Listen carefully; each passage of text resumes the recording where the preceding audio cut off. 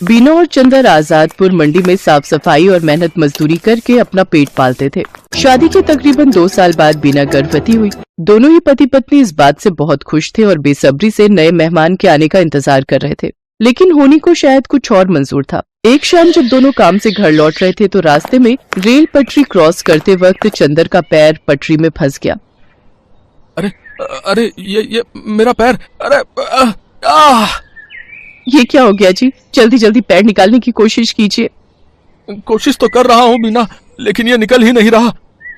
बीना भी उसकी मदद करने की कोशिश करती है, लेकिन उसका पैर बाहर नहीं निकल पाता।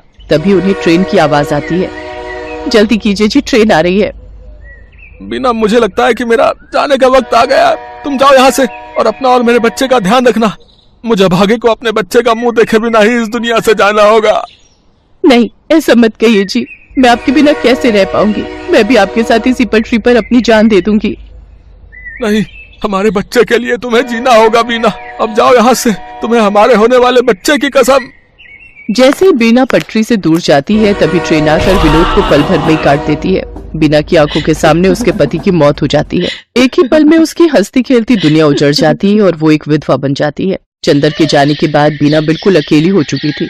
अब वो अकेले ही मंडी जाती और मेहनत मजदूरी करती और उससे जो कमाई होती उससे अपना पेट भरने लगती है। एक दिन बीना घनश्याम को कुछ प्याज फेंकते हुए देख रही थी। अरे घनश्याम भैया, ये आप क्या कर रहे हैं? कुछ नहीं बहन, जो प्याज खराब हो गए हैं उन्हें अलग करके फेंक रहा हूँ। भैया, अगर आपको कोई प्रॉब्लम ना हो तो जो प्याज आप फेंक रहे हो वो आप मुझे दे दो, वो मुझ गरीब के काम आ जाएंगे। लेकिन बीना बहन, इन आधे सड़े गले प्याजों का आखिर तुम क्या करोगी? वो मैं आपको बाद में बताऊंगी, फिलहाल आप ये खराब प्याज मुझे दे दीजिए। ठीक है बहन, ले जाओ। वैसे भी ये मेरे किसी काम के नहीं। इसके बाद बीना उन खराब प्याजों को एक थैले में भर लेती है और शाम को अपने साथ घर ले आती है और उसमें से थोड़े ठीक प्याजों को अलग करके रख लेती है और जिनकी हालत ज्यादा ही खराब थी उन्हें अपने घर के बाहर बनी क्यारी में बो देती है। अगले दिन सुबह काम पर जाने से पहले बीना साफ छाटे हुए प्याजों को काटकर आटे में मिलाती है और साथ ही नमक, हरी मिर्च और अजवाइन डालकर उस आटे को गूंथ लेती है। खुद नाश्ता करके वो कुछ पराठे घनश्याम के लिए भी पैक करके ले जाती है। ये लो घनश्याम भैया, आपसे जो कल प्याज लेकर गई थी उनसे मैंने प्याज के पराठे बनाए हैं, जरा आप भी चख कर देखो। रोज दाल चावल खाकर आप बोर हो गए होंगे ना? बीना बहन, हम गरीबों के नसीब में तो दाल चावल और सूखी रोटी ही होती है, भला उससे भी क्या नाराज होना। अच्छा लाओ, तुम इतने प्यार से प्याज के पराठे बनाकर लाई हो तो खाकर देखता हूँ। घनश्याम को बीना के हाथ के बने प्याज के पराठे बहुत पसंद आते हैं। ऐसे ही कुछ समय बीत जाता है। बीना को अब 7वां महीना लग गया था, जिस वजह से वो मजदूरी नहीं कर पा रही थी, जिस वजह से उसके घर खाने पीने की तंगी हो गई थी। ऐसे ही एक रोज जब वो खाना बनाने जाती है तो देखती है कि राशन के सभी डिब्बे खाली हैं। हे भगवान, एक बार को मैं तो भूखी रह लूंगी, लेकिन मेरे अंदर पल रही ये नन्ही जान कैसे भूखी रहेगी? इस हालत में तो कोई मुझे काम भी नहीं दे रहा, अब क्या करूं? हाँ, याद आया, अपनी जमीन में थोड़े प्याज उगाए थे ना, क्यों ना उनको निकाल लूं, वो अब पूरी तरह पक गए होंगे। बीना उन प्याजों को निकालती है और पड़ोस से थोड़ा आटा उधार मांग कर ले आती है। उसके बाद स्वादिष्ट प्याज के पराठे बनाती है। उसके पराठों की खुशबू को सूंघते हुए उसकी पड़ोसन आरती वहाँ पहुँच जाती है। अरे वाह बीना, तेरे घर से तो बड़ी ही अच्छी खुशबू आ रही है। आखिर क्या बनाया है तूने? कुछ नहीं बहन, ये प्याज के पराठे बनाए हैं। लो, तुम भी खाकर बताओ कैसे बने हैं। वाह वाह वाह, क्या स्वाद है बीना तेरे हाथों में। अरे इतने अच्छे पराठे तो ढाबे वाला भी नहीं बना पाता। मैं तो कहती हूँ तू प्याज के पराठे का एक ठेला लगाकर बेच और पैसे कमा। जब ऊपर वाले ने तुझे इस हुनर से नवाजा है कि तू इतना अच्छा खाना बना लेती है तो इसका फायदा उठा। उसकी बात बीना को सही लगी और वो मदद के लिए घनश्याम के पास जाती है। घनश्याम के पास एक पुराना ठेला था जिस पर वो गलियों में जाकर प्याज बेचता था, लेकिन जब उसने मंडी में खुद की दुकान ले ली तब से वो ठेला बेकार ही खड़ा रहता था। घनश्याम वो ठेला बीना को देने के लिए तैयार हो जाता है। घनश्याम शाम को अपना पुराना ठेला लेकर बीना के घर पहुंचता है। ये लो बीना बहन, इसकी मरम्मत मैंने करवा दी है, अब तुम इसका इस्तेमाल कर सकती हो। आपका बहुत बहुत शुक्रिया घनश्याम भैया, आपका ये एहसान मैं कभी नहीं भूलूंगी। अगले दिन सुबह जल्दी उठकर बीना सारी तैयारी कर लेती है और मंडी में जाकर अपने प्याज के पराठों का ठेला लगा लेती है। लेकिन काफी देर तक जब कोई ग्राहक नहीं आता तो वो सोचती है, हे भगवान, दिन ढलने को आ गया लेकिन अभी तक एक भी ग्राहक नहीं आया। अगर ऐसे ही चलता रहा तो मैं अपने होने वाले बच्चे को क्या खिलाऊंगी? लगता है अब बिजनेस चलाने के लिए कोई तरकीब लगानी होगी। एक काम करती हूँ, कम दाम करके बेचती हूँ। एक बार मेरे पराठों का स्वाद सबकी जुबान पर चढ़ गया तो वो कहीं और जा ही नहीं पाएगा। इतना सोचकर बीना आधे दाम में प्याज के पराठे बेचने लगती है। कम दाम में बहुत सारे लोग बीना के पराठे खाने लगे। कुछ दिन बीना ने सबको कम दाम पर ही पराठे बेचे, लेकिन फिर जब उसके ग्राहक बढ़ गए तो उसने रेट बढ़ा दिए। लेकिन तब तक वो पूरी मंडी में प्याज के पराठों वाली के नाम से मशहूर हो चुकी थी। कुछ ही दिनों में उसकी अच्छी खासी कमाई होने लगी थी।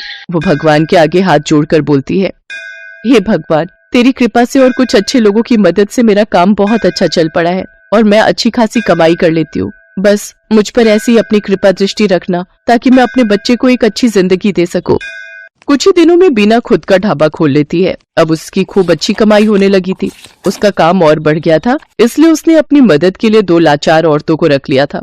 बीना की डिलीवरी का समय भी आ गया और उसने एक बेटे को जन्म दिया। महीने भर का रेस्ट लेने के बाद वो वापस काम पर जाने लगी और अपने साथ अपने बच्चे को भी ले जाती। अब वो काम संभालने के साथ साथ अपने बच्चे की भी अच्छी परवरिश करने लगी और खुशी खुशी उसके साथ रहने लगी।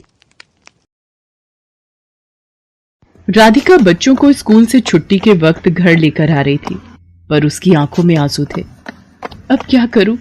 बच्चों की फीस अगले 15 दिन तक नहीं भरी तो बच्चों का नाम स्कूल से काट देंगे। 6 महीने की फीस कहाँ से लाऊंगी? मुझे कुछ समझ नहीं आ रहा। मम्मी, बर्गर खाना है, बर्गर लेकर दो ना। मम्मी, मुझे भी बर्गर खाना है। भैया, बर्गर कितने का दिया? 10 रुपए का आलू टिक्की और पनीर लगाकर 15 रुपए का है। 10 रुपए वाले 2 दे दो भैया। ये बर्गर बनाना कितना आसान है, अगर इसमें सब्जियां अच्छी लगाकर दो तो। ये लो आपके बर्गर। मम्मी, मुझे पनीर वाला खाना था। भैया, ये लो 5 रुपए और पनीर लगा दो। बस इतना सा टुकड़ा पनीर का, इसके 5 रुपए। ऐसे तो तुम ग्राहकों को लूट रहे हो। बहन जी, 15 रुपए में अब इतना ही पनीर मिलेगा। हमें भी तो बचत करनी होती है। अगर एक ही बर्गर पर ढेर पनीर लगा दिया तो फिर हमने दुकान चला ली, और इतना ही कम लग रहा है तो खुद घर पर क्यों नहीं बना लेते बर्गर। बर्गर वाले की ये बात राधिका के मन में घर कर गई और उसके मन में विचार आया, अगर मैं बर्गर का काम खोल लूं तो मेरे पास भी इतने पैसे हो जाएंगे कि मैं भी घर के खर्चों में हरीश की मदद कर सकूंगी।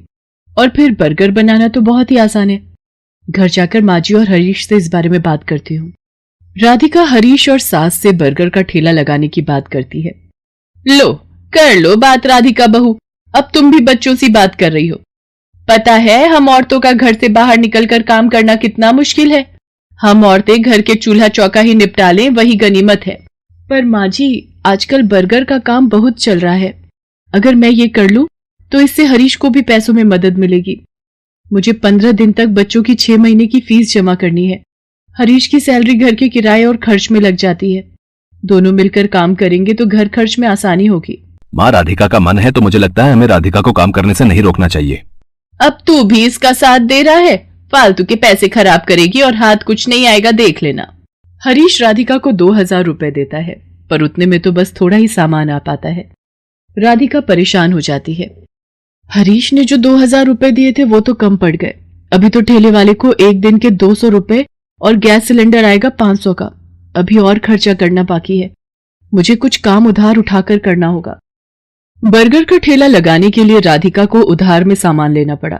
राधिका ने बर्गर का ठेला लगाना शुरू कर दिया, पर अभी नया नया काम था तो ग्राहक कम आ रहे थे। राधिका शाम के वक्त बर्गर का ठेला लगाती थी, पर जैसा उसने सोचा था वैसा बिल्कुल भी नहीं हुआ।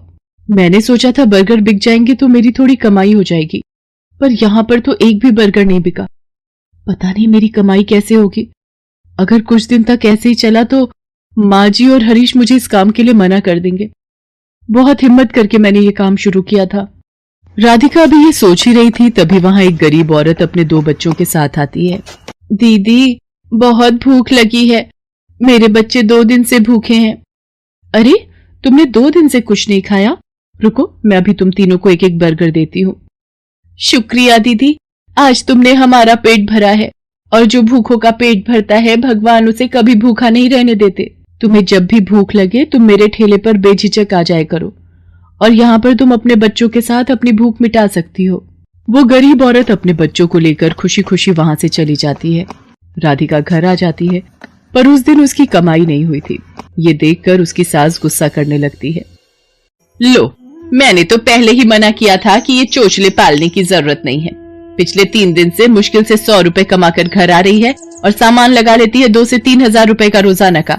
अब रोटी सब्जी तो बनेगी नहीं, हम सब ये बर्गर खाकर पेट भर लेते हैं। क्यों, अब तो तू खुश है ना अपना नुकसान करके?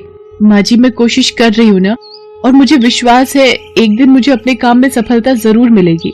राधिका अगले दिन ठेले वाले से ठेला किराए पर लेने के लिए जाती है तो वो उसे मना कर देता है।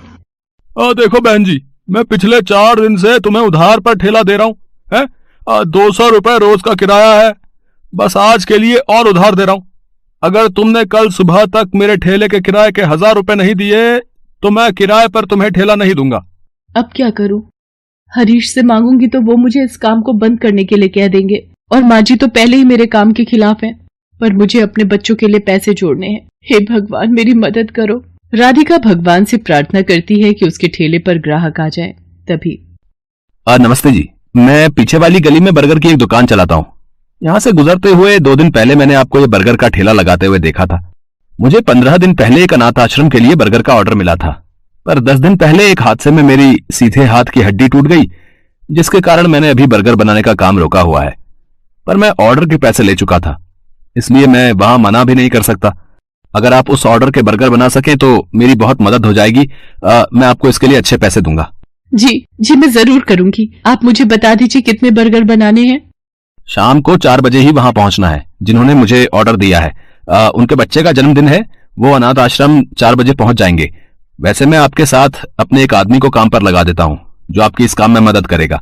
ये 5000 रुपए आप एडवांस रखो, बाकी के पैसे मैं आपको काम खत्म होने के बाद शाम को दे दूंगा, ठीक है? वो व्यक्ति मानो राधिका के लिए भगवान का रूप बनकर आया था। राधिका की सारी परेशानियां दूर हो जाती हैं। वो अपने उधार के पैसे भी चुका देती है और बच्चों के स्कूल की फीस भी जमा कर देती है। उस व्यक्ति को राधिका का काम इतना पसंद आता है कि वो राधिका के साथ पार्टनरशिप में काम करने लगता है। राधिका अब एक बर्गर की दुकान चलाती थी। राधिका की मेहनत और हिम्मत देखकर उसकी सास और हरीश बहुत